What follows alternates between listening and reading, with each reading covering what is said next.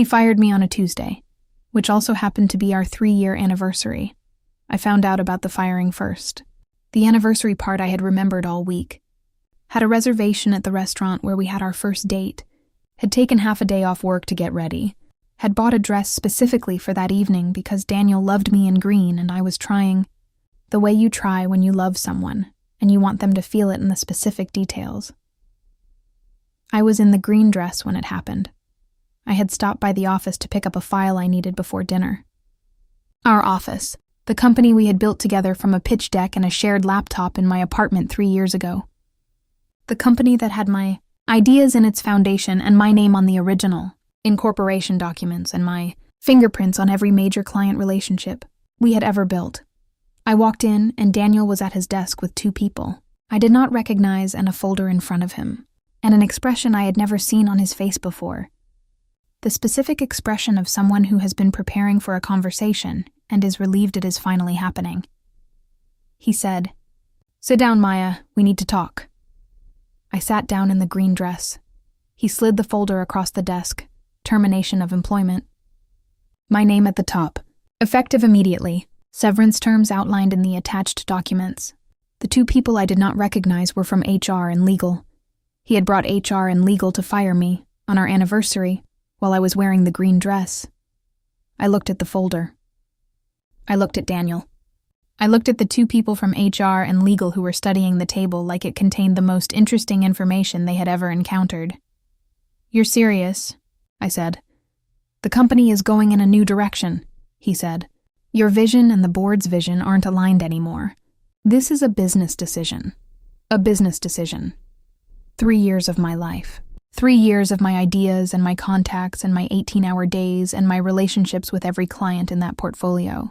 3 years of building something together, personally and professionally.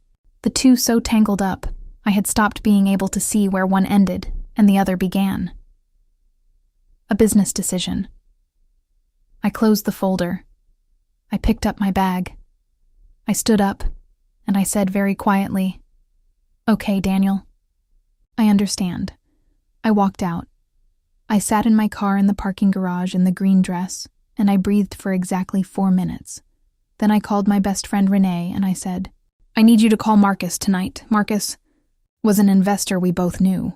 He had been trying to get into Daniel's company for 2 years. Daniel had always said no. I was about to say yes. My name is Maya Ross. I am 31 years old.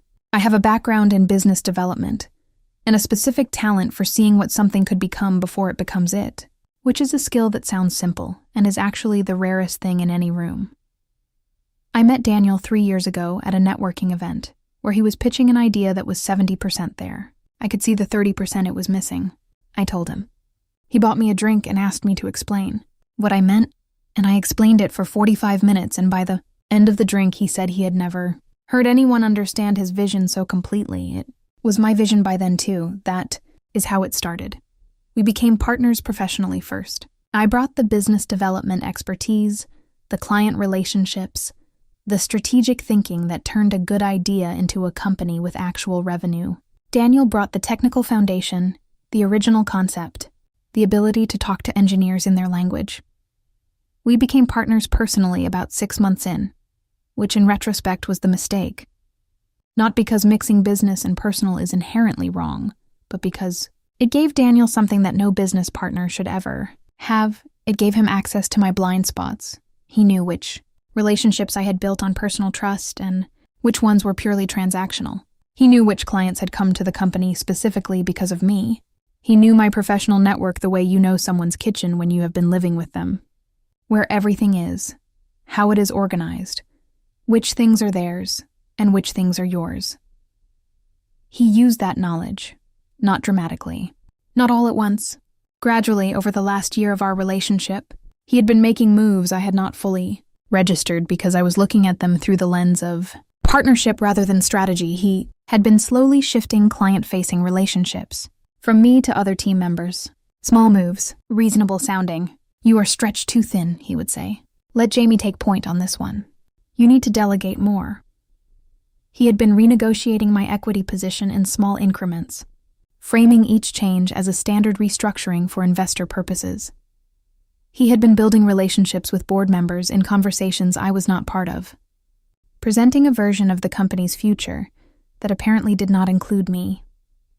I understood all of this, with complete and devastating clarity, in the 4 minutes I sat in the parking garage in the green dress.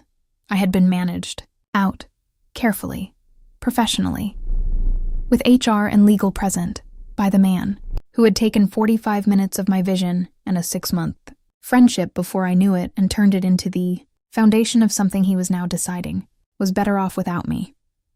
He had 4 minutes to feel good about it. Then I called Renee. Renee has been my best friend since college. She is also, professionally, one of the sharpest financial minds I know. She works in private equity, and she knows everyone worth knowing in our industry. And she has a particular gift for moving quickly, when quickly is what the situation needs. I need you to call Marcus tonight. I said, Marcus Webb? She said, why? Because he has been trying to buy into Daniel's company for 2 years, and Daniel has been saying no, and I am about to stop saying no on Daniel's behalf. Silence for a moment. Maya. What happened? He fired me, tonight, our anniversary. Another silence. Different quality this time. I'll call Marcus right now, she said. Come to my place. I drove to Renee's. She was already on the phone with Marcus when I walked in. She had a bottle of wine open on the counter and her laptop open on the kitchen table in the specific, focused energy she gets when something interesting is happening that she can be useful in. Marcus Webb was a strategic investor who had been circling Daniel's company for 24 months. He believed in the market, believed in the product, and had been frustrated by Daniel's resistance to outside capital.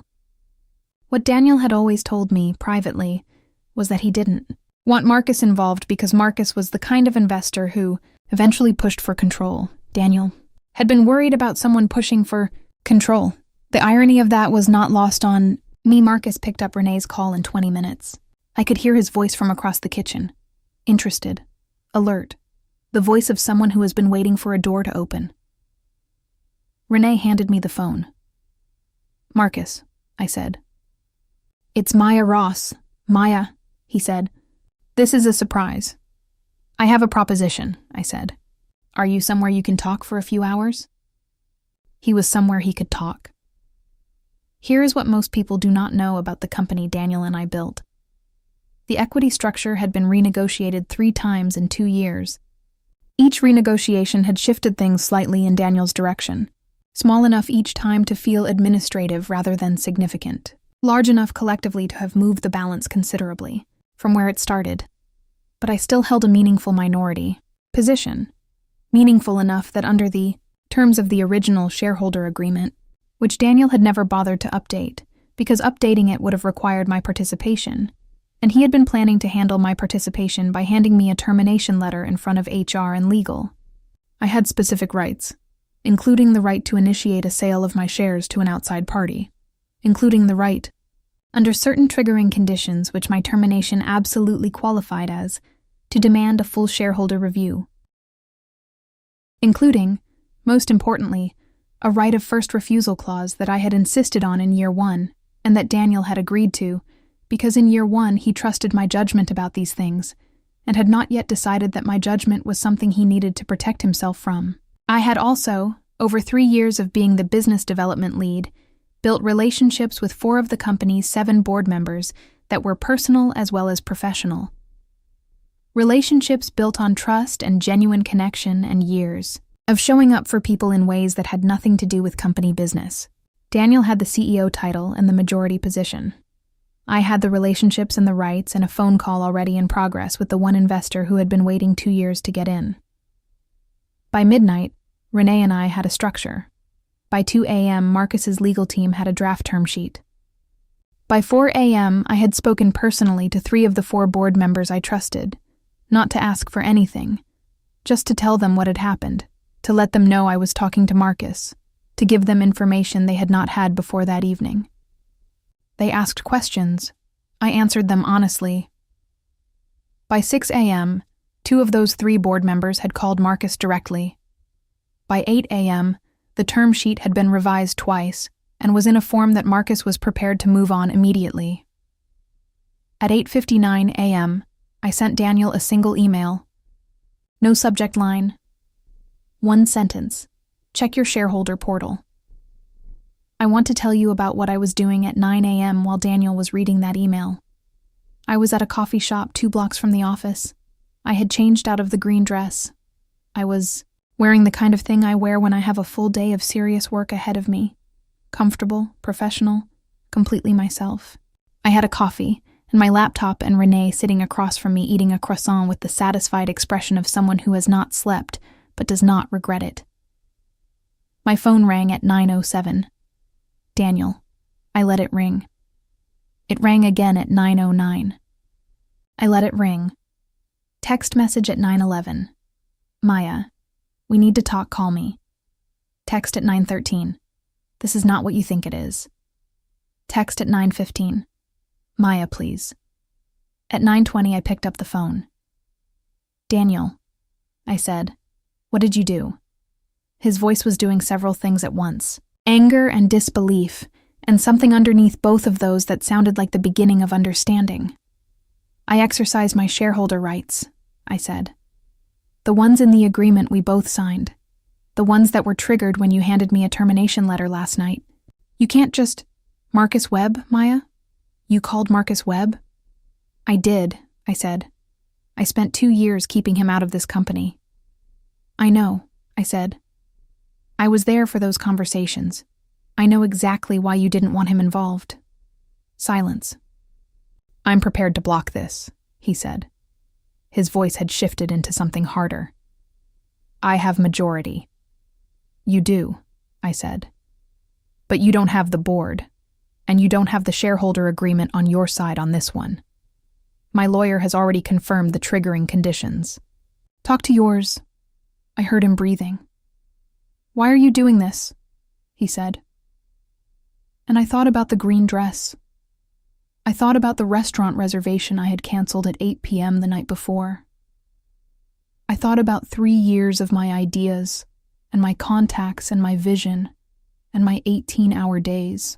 I thought about HR and legal sitting across from me while he slid that folder across his desk like it was a business decision, and not the end of something I had helped him build from nothing. You asked me to sit down, I said. I sat down. You slid a folder across a desk. Now I'm sliding one back. I hung up. Renee raised her coffee cup. I raised mine. The board meeting happened 4 days later. Marcus came in person. His legal team was thorough and prepared, and the term sheet they presented was serious in the way that makes boards pay attention. I presented my shareholder position and the triggering conditions and the legal analysis my attorney had prepared.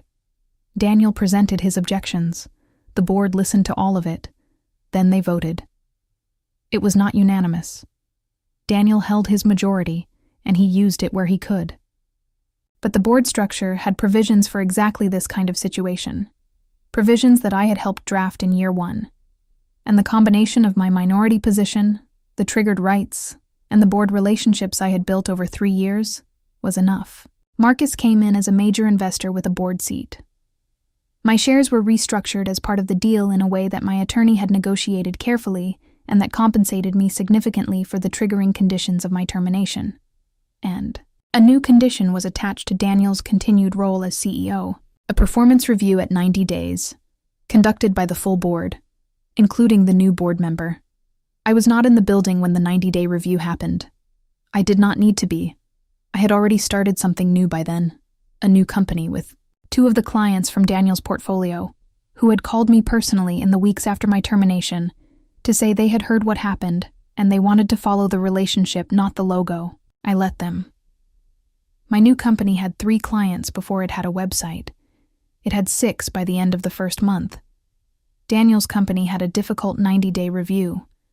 From what I heard through people who heard through other people, Marcus was not a patient investor, and Daniel, without me managing the client relationships and the business development, was a different company than the one Marcus had bought into. That was not my problem. I had built it once. I was building it again. Better this time. With my name on everything. Here is what I learned. When someone shows you that they have been managing you out, that they have been making small moves for months. To get you to a place where a termination feels clean and legal and handled, the worst thing you can do is react with emotion in the moment. The best thing you can do is take 4 minutes. Breathe, call the right person, and spend the next 12 hours being more strategic than you have ever been in your life. Daniel spent 2 years building something with my vision and my contacts and my fingerprints on everything. He spent one evening handing me a termination letter in front of HR and legal. He spent 4 minutes feeling good about it, and then I spent 12 hours making 12 months of phone calls in a single night, and by 9 a.m., I had done the one thing he had spent 2 years trying to prevent. I let Marcus in, through the door that Daniel had built, with the rights that I had written into the foundation. Because when you help build something, you know where all the doors are. You know which ones only open from the inside, and you know exactly which key fits. Subscribe for more stories.